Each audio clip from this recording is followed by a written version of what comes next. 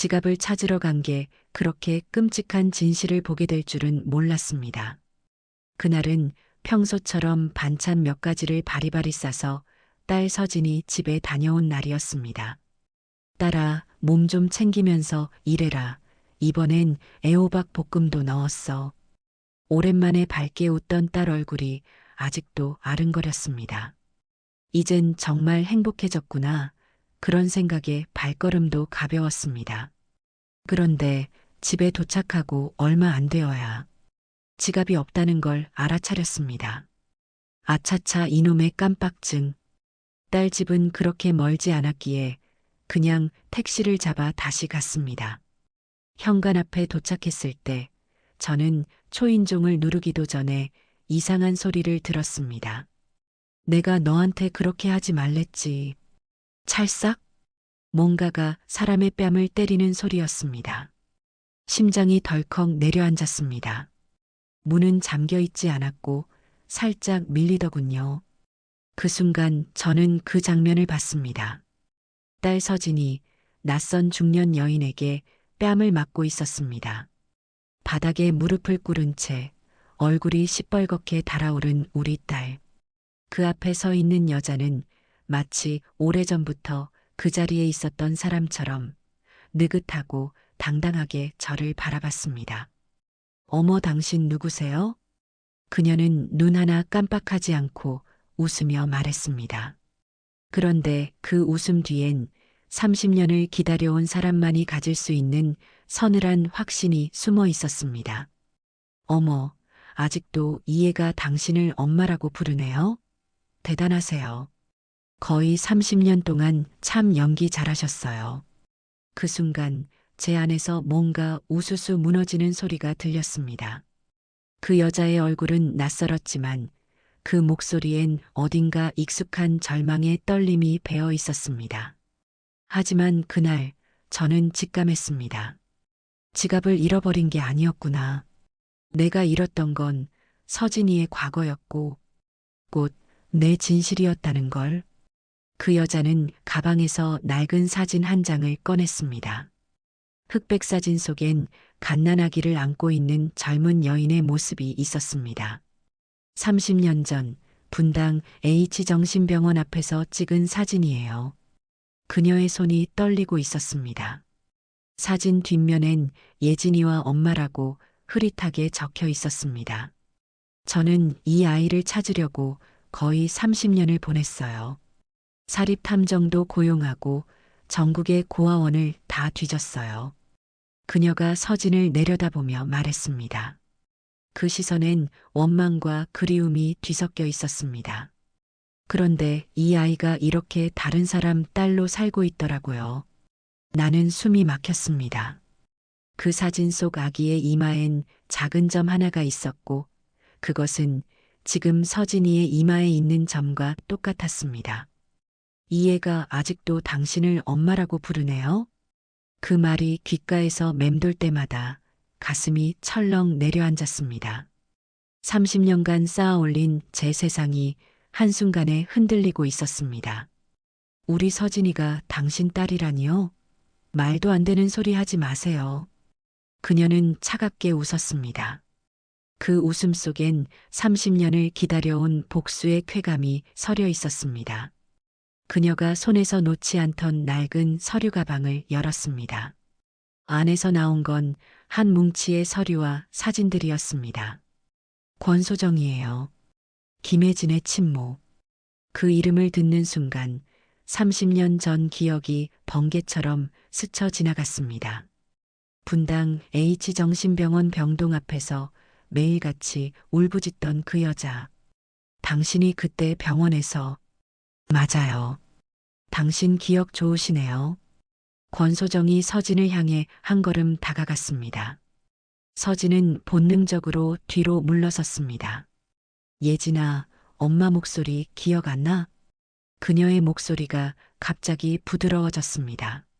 하지만 그 부드러움 뒤엔 소름 끼치는 집착이 숨어 있었습니다. 서진이 고개를 저었습니다. 기억이 없어요. 그럼 이건 어때? 권소정이 핸드폰을 꺼내 뭔가를 재생했습니다. 작고 희미한 자장가 소리가 흘러나왔습니다. 그 순간 서진의 얼굴이 하얗게 질렸습니다. 이 노래 왜 알고 있지? 엄마가 매일 불러주던 노래니까. 권소정의 눈에서 눈물이 흘렀습니다. 하지만 그 눈물은 기쁨의 눈물이 아니었습니다. 그런데 내가 사라진 날, 그 노래도 함께 사라졌어. 나는 뭔가 잘못되고 있다는 걸 직감했습니다. 이 여자에겐 단순한 모성의 이상의 무언가가 있었습니다. 서진이를 왜 찾으러 다니셨어요?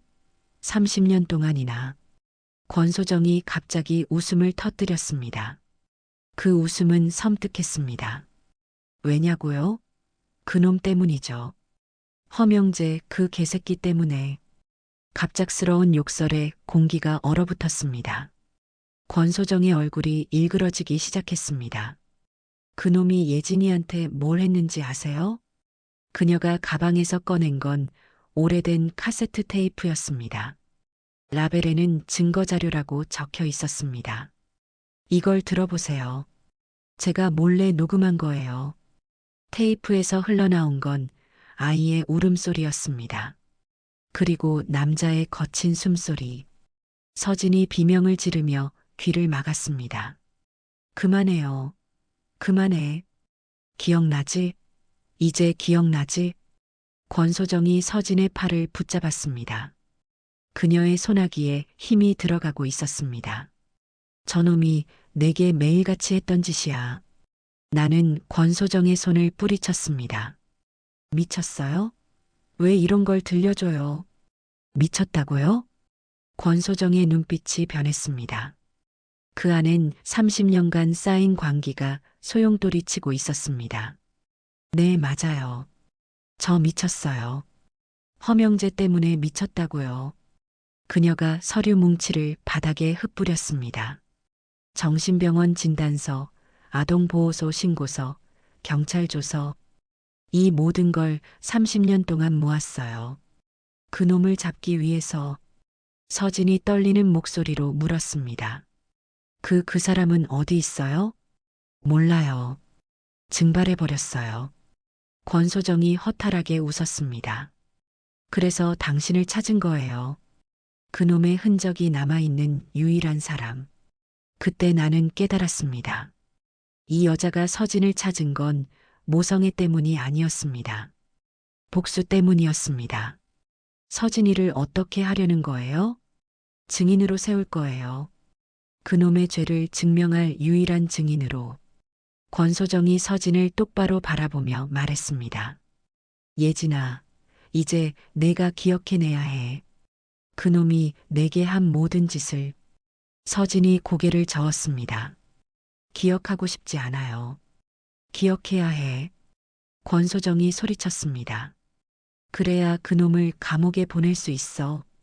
그날 밤 서진은 내게 떨리는 목소리로 말했습니다. 엄마, 나 도대체 누구예요? 예진이에요? 서진이에요? 나는 대답할 수 없었습니다. 그 아이의 정체성이 흔들리고 있었고 나 역시 내가 누구인지 모르겠었습니다. 과연 나는 이 아이의 엄마일까요? 아니면 그저 공범이었을까요? 서진이가 잠든 후 나는 조용히 창밖을 바라보며 오늘 있었던 일들을 되짚어봤습니다. 밤 공기는 싸늘했고 권소정이 남기고 간 서류들이 식탁 위에 흩어진 채로 나를 응시하고 있는 것만 같았습니다. 그중 하나를 조심스럽게 집어들어 살펴봤습니다. 30년 전 분당 H정신병원 입원 기록이었는데 누렇게 바랜 종이에서는 세월의 무게가 느껴졌습니다. 권소정, 진단명 산후우울증, 피해망상, 보호자 허명재. 그 기록을 보는 순간 마치 시간이 거꾸로 흐르는 것처럼 30년 전 기억이 생생하게 되살아났습니다. 내가 그 병원에서 간호사로 일하던 시절의 끔찍한 진실들이 하나씩 떠오르기 시작했습니다. 다음 날 나는 오래된 서랍 속을 열어 그 안에 고이 간직해둔 일기장을 꺼냈습니다. 30년 전 일기장이 그대로 있었는데 표지는 바래고 모서리는 해졌지만 그때의 기억들은 여전히 선명했습니다. 나는 그날의 페이지를 천천히 넘기며 잊고 싶었던 과거와 다시 마주할 준비를 했습니다.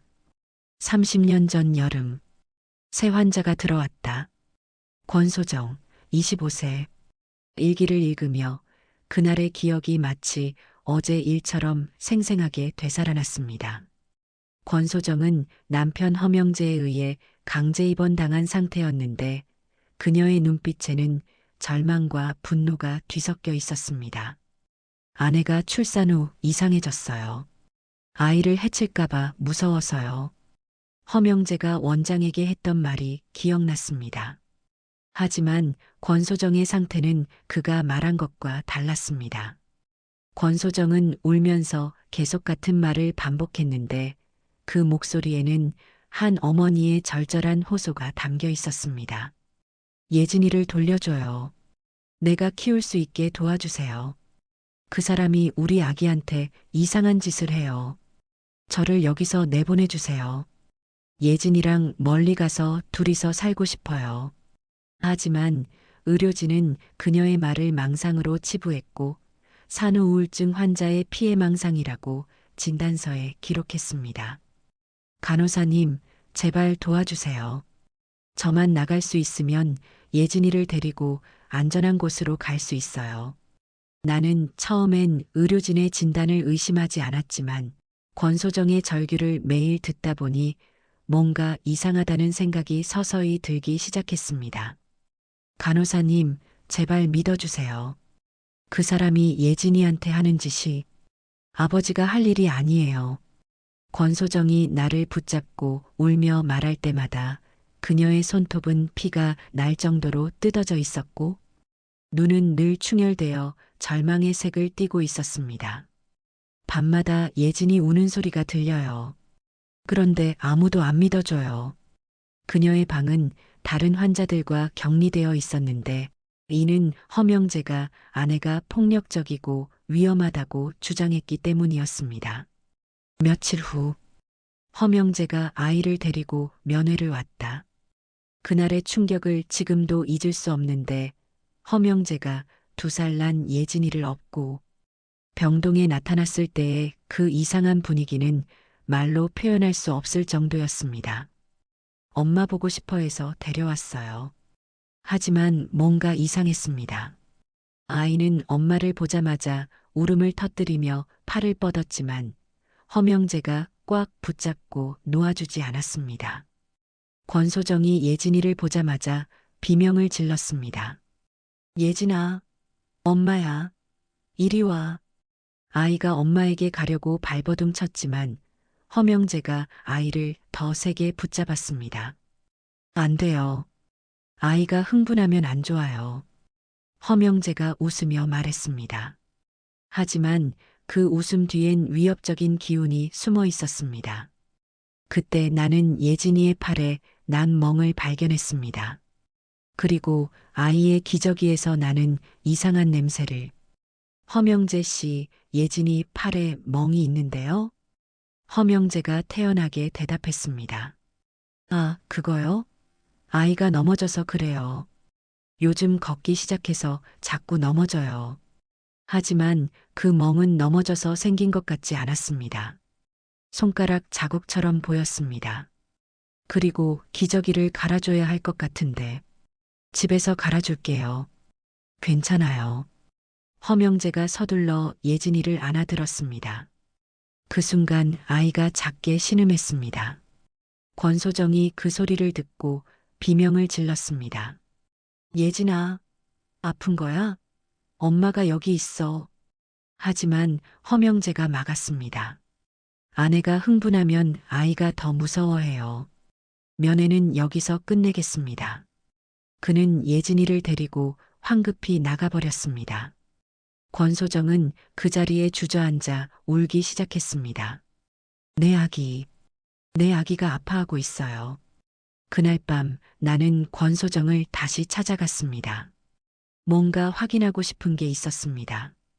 일주일 후 권소정이 탈출을 시도했다. 그날 밤 권소정이 또다시 탈출을 시도했습니다. 이번엔 병실 문을 발로 차면서 소리쳤습니다. 예진이를 구해야 해요. 그놈이 우리 아기를 죽일 거예요. 간호사들이 달려와 그녀를 진정시키려 했지만 권소정은 계속 저항했습니다. 믿어주세요. 제발. 그 사람이 예진이한테 하는 짓을 봤어요.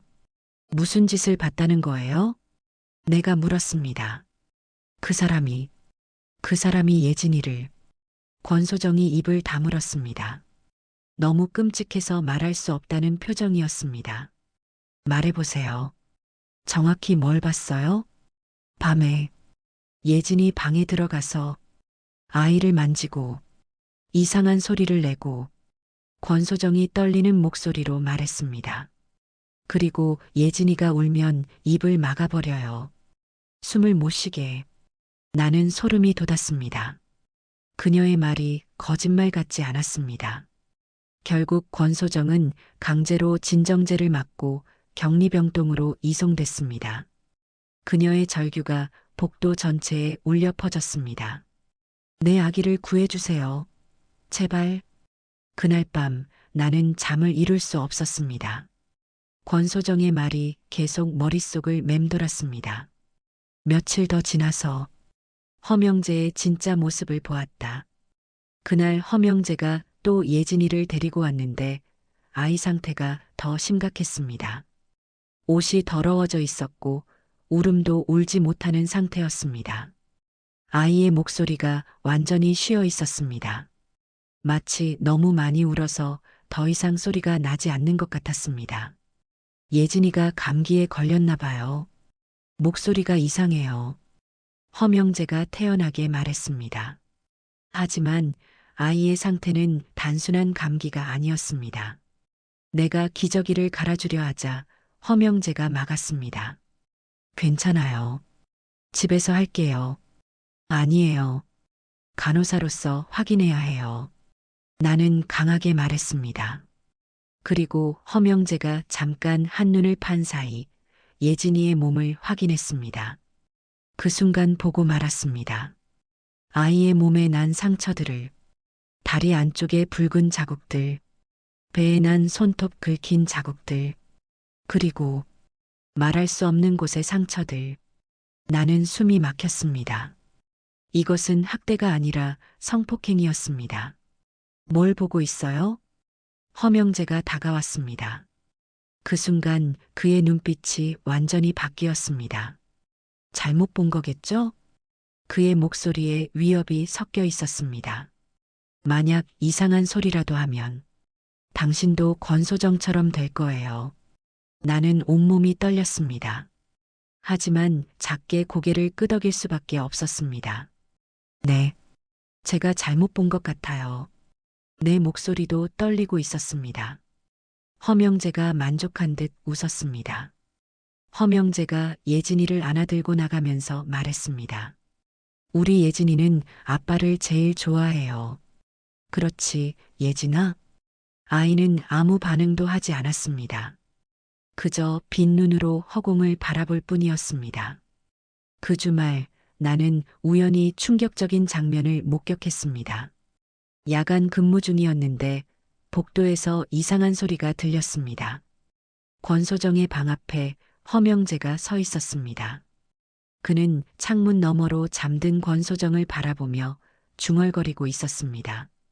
이제 그만 포기해. 예진이는 내 거야. 영원히. 그의 손에는 작은 카메라가 들려 있었습니다. 권소정의 잠든 모습을 몰래 촬영하고 있었던 겁니다. 뭐 하시는 거예요? 내가 다가가자 허명재가 깜짝 놀랐습니다. 아, 간호사님. 아내 상태가 궁금해서요. 면회 시간이 아닌데요? 원장님한테 허락받았어요. 제가 큰 후원자라서요. 그때 깨달았습니다.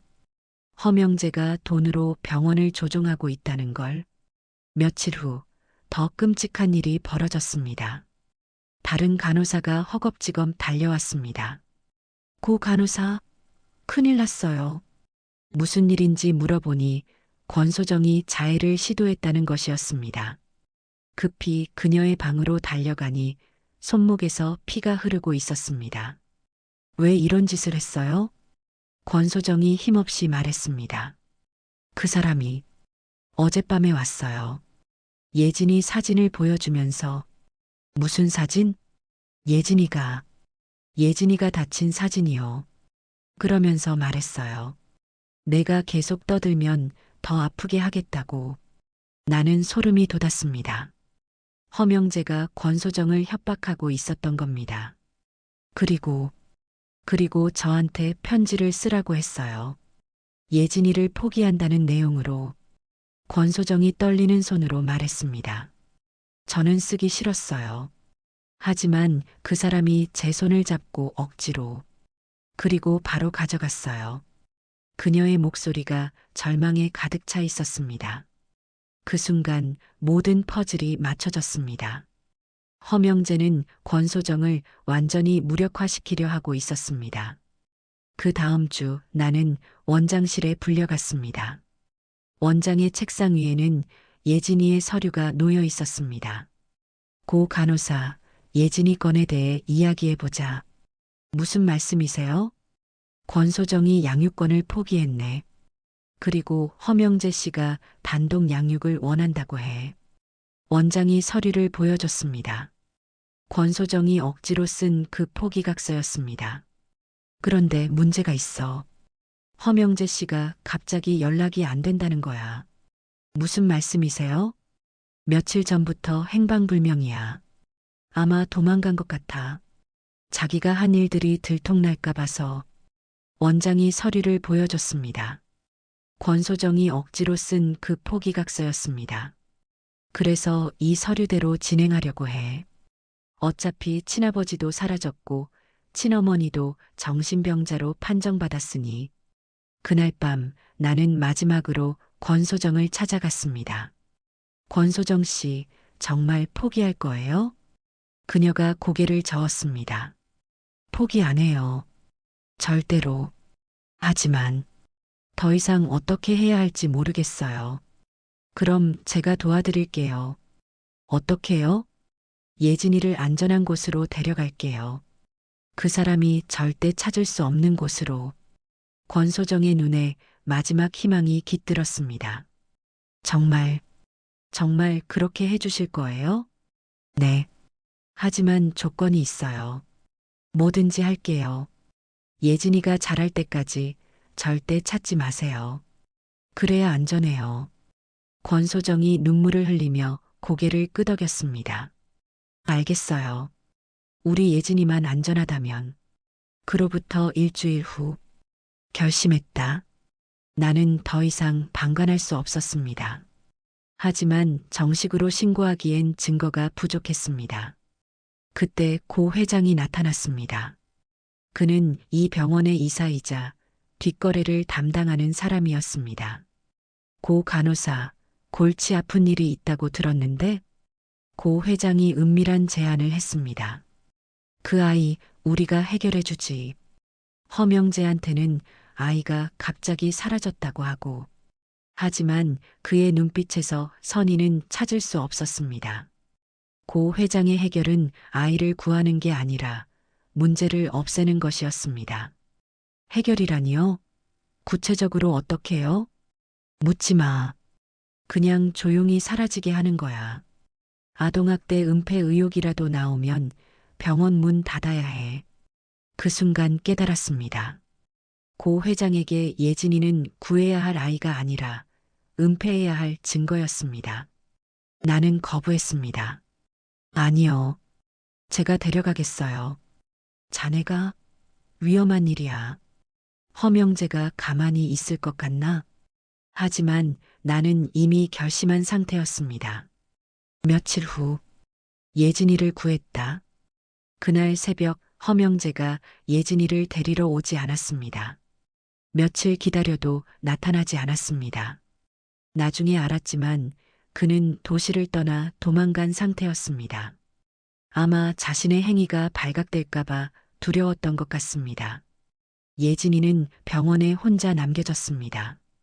권소정은 여전히 격리병동에 갇혀 있었고 정신 상태도 악화된 상태였습니다. 고 회장이 다시 접근했습니다. 이제 어쩔 거야? 그 아이 갈 곳이 없어. 나는 마지막 결심을 했습니다. 제가 입양하겠어요. 하지만 그것도 정식 절차는 아니었습니다.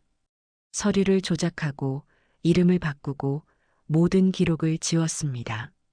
김혜진은 사라지고 이서진이 태어났습니다.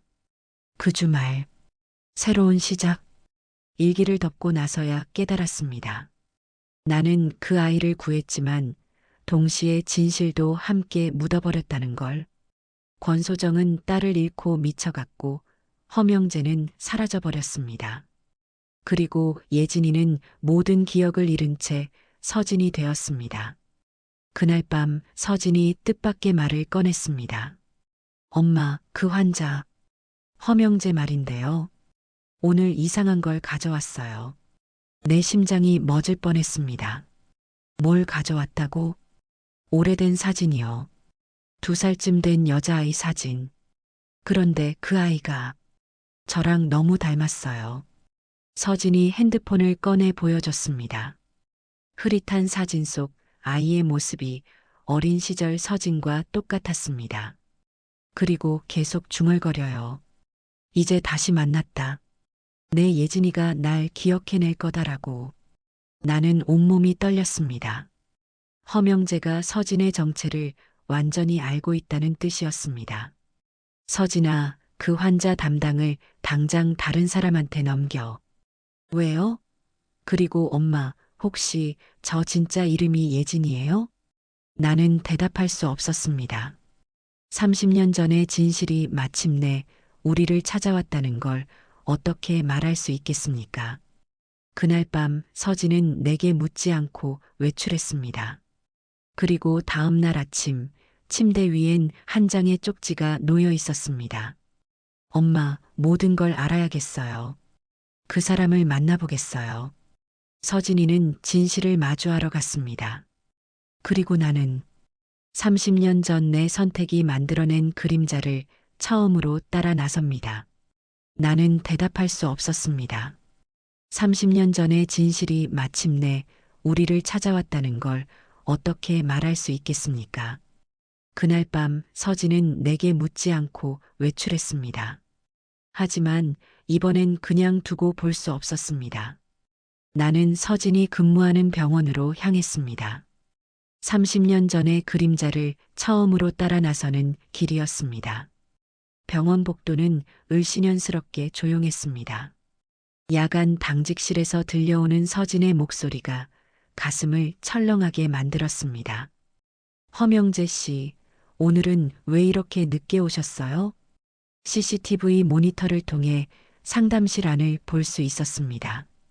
30년 만에 다시 보는 허명재의 모습은 초라했지만 그 눈빛만은 여전히 섬뜩했습니다. 예진아, 아빠가 늦어서 미안해. 허명재가 웃으며 말했습니다. 하지만 그 웃음은 광기에 가까웠습니다. 서진이 몸을 뒤로 젖혔습니다. 저는 서진이에요. 그리고 당신은 제 아버지가 아닙니다. 아니야. 넌 내 딸이야. 이마에 있는 점도, 왼손 엄지에 있는 작은 흉터도 다 아빠가 기억하고 있어. 허명재가 가방에서 뭔가를 꺼냈습니다. 낡은 인형 하나였습니다. 이거 기억나지? 내가 제일 좋아하던 토끼 인형. 아빠가 사줬잖아. 서진의 얼굴이 하얗게 질렸습니다. 그 인형을 보자마자 무언가가 떠오르는 것 같았습니다. 왜 이걸 알고 있어요? 왜냐하면 아빠니까. 그리고 아빠는 널 한 번도 버린 적이 없어. 허명재가 천천히 일어났습니다. 그의 움직임이 위협적으로 느껴졌습니다. 그 여자가 널 훔쳐갔지. 30년 전에 아빠가 잠깐 한눈을 판 사이에 나는 상담실 문을 열고 들어갔습니다. 더 이상 숨어 있을 수 없었습니다. 허명재, 그가 나를 보자마자 얼굴이 일그러졌습니다. 오, 도둑년이 왔네. 30년 만이군. 서진아, 내 뒤로 와. 하지만 서진은 움직이지 않았습니다. 그 아이는 혼란스러워하고 있었습니다. 엄마, 이 사람이 정말 내 아빠예요? 허명재가 비웃었습니다.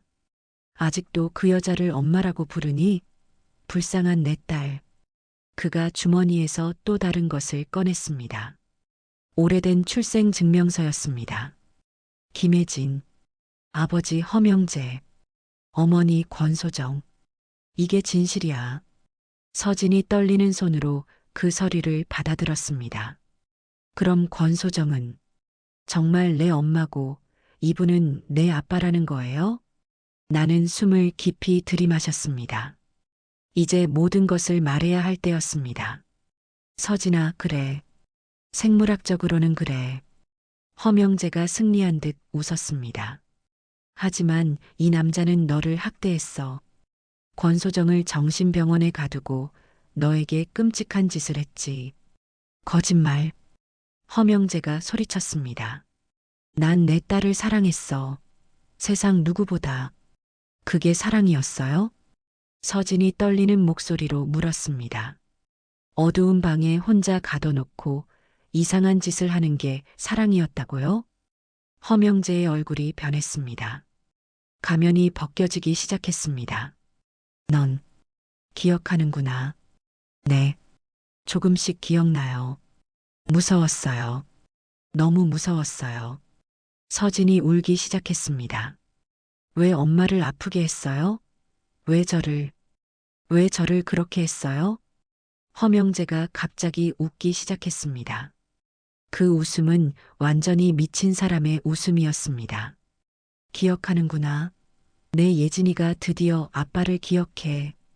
그가 서진에게 다가가려 했지만 나는 그 사이에 섰습니다. 안 돼. 절대 이 아이에게 손대지 마. 비켜. 내 딸이야. 허명재가 나를 밀쳤습니다. 하지만 나는 물러서지 않았습니다. 내 딸이 아니야. 30년 전에 내가 버린 순간부터 그때 서진이 말했습니다. 맞아요. 저는 이제 서진이에요. 그 아이가 허명재를 똑바로 바라보며 말했습니다. 당신이 나한테 했던 모든 일, 저는 기억해요. 하지만 용서하지 않을 거예요. 허명재의 얼굴이 일그러졌습니다. 아니야. 넌 내 것이야. 내가 키웠어. 아니에요. 당신은 저를 망가뜨렸어요. 서진이 눈물을 닦으며 말했습니다. 하지만 이 엄마가 저를 다시 살렸어요. 저는 서진이로 살 거예요. 그 순간 허명재가 완전히 무너졌습니다. 30년간 품어온 집착과 망상이 한순간에 산산조각 났습니다. 안 돼. 안 돼. 그가 바닥에 주저앉으며 중얼거렸습니다. 내 예진이, 내 딸. 경찰들이 달려왔습니다. 누군가 신고를 했던 것 같습니다. 허명재는 그렇게 끌려나갔습니다. 30년 만의 재회는 그렇게 끝났습니다. 서진이 내 품에 안겼습니다. 엄마, 무서웠어요. 이제 괜찮아. 다 끝났어. 허명재와의 마지막 대면을 끝내고 집으로 돌아오는 길, 서진이 조용히 말했습니다. 30년간 짓눌러왔던 모든 것들이 끝났다는 안도감이 그 아이의 목소리에 배어 있었습니다. 하지만 나는 아직 해결되지 않은 하나의 문제를 떠올리고 있었습니다. 오늘 아침 지갑을 찾으러 서진이 집에 갔을 때 목격했던 그 충격적인 장면 말입니다. 권소정이 서진을 때리고 있던 그 순간이 아직도 선명하게 기억났습니다. 그리고 그녀가 했던 말들, 거의 30년 동안 참 연기 잘하셨네요. 서진아, 오늘 아침 일 괜찮아? 내가 조심스럽게 물어보자 서진이 자신의 뺨을 만지며 쓴 웃음을 지었습니다. 아직도 희미한 손자국이 남아있는 것을 확인할 수 있었습니다. 권소정 씨가 왜 그랬는지 이제는 이해해요. 서진이 차분하게 말했지만 그 목소리에는 여전히 상처받은 흔적이 남아 있었습니다. 우리가 집에 도착했을 때 현관 앞에 누군가 서 있는 것을 발견했는데 바로 권소정이었습니다. 그녀는 30년 전보다 훨씬 늙고 지쳐 보였지만 여전히 알아볼 수 있었습니다. 허명재의 몰락 소식을 들었는지 그녀의 얼굴에는 복잡한 감정들이 교차하고 있었습니다. 우리는 서진이 집 안으로 들어가 마주 앉았습니다. 권소정이 먼저 입을 열며 떨리는 목소리로 사과했습니다. 오늘 아침에 미안했어. 그녀의 눈에서 눈물이 흘렀지만 그것은 분노의 눈물이 아니었습니다. 30년간 품어온 모든 감정들이 한꺼번에 터져 나오는 것 같았습니다. 허명재가 무너졌다고 들었어. 정말이야? 서진이 고개를 끄덕이며 모든 것이 끝났다고 말했습니다. 권소정은 한동안 말을 잃고 있다가 천천히 주머니에서 낡은 사진을 꺼냈습니다. 어린 예진이가 웃고 있는 그 사진을 바라보며 권소정이 마지막 말을 꺼냈습니다. 30년 동안 이 사진만 보고 살았어. 복수만 생각하면서. 권소정이 사진을 서진에게 건네며 말했습니다.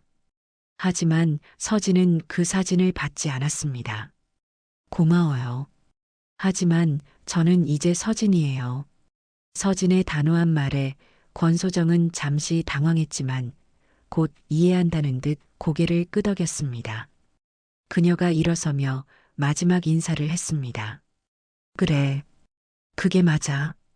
너는 행복하게 살아야 해. 권소정이 집을 나서기 전에 나를 바라보며 말했습니다. 고마웠어요. 제가 못한 일을 대신해줘서. 그녀의 뒷모습이 문 너머로 사라진 후 서진과 나는 한동안 말없이 앉아 있었습니다. 그러다 서진이 소파 틈에서 뭔가를 꺼내며 웃었습니다. 엄마, 지갑 여기 있었네요. 서진이 내 지갑을 건네주며 말했습니다. 지갑을 찾으러 간 것이 결국 이 모든 진실을 찾게 해준 계기였다는 생각이 들었습니다. 서진아, 후회하지 않아? 진짜 엄마를 선택하지 않은 것. 서진이 내 손을 잡으며 확신에 찬 목소리로 말했습니다. 진짜 엄마는 저를 낳은 사람이 아니라 저를 사랑으로 키워준 사람이에요. 그날 밤 우리는 정말로 새로운 시작을 했습니다. 30년간 숨겨왔던 모든 진실이 드러났지만 우리 사이의 사랑은 조금도 변하지 않았습니다. 지갑을 찾으러 갔다가 결국 우리는 훨씬 소중한 것들을 되찾았습니다.